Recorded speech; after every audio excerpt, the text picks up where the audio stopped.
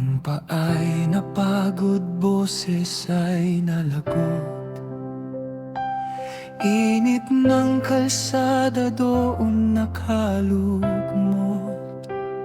Sa init at tulan ay doon inabot, upang ipahayag itong pagkayamot.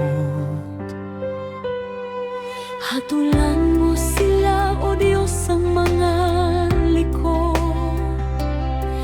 Masamang balak nila sana ay mabigo. Bumangon ka sa iyong galit, baliin mo ang masamang bisig.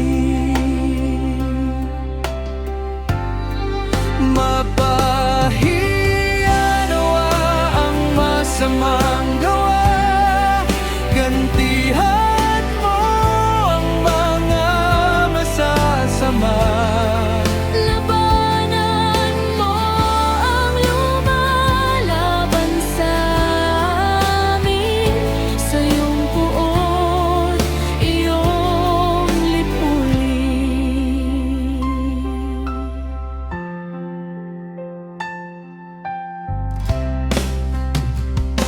Panginoon, sinabi mo,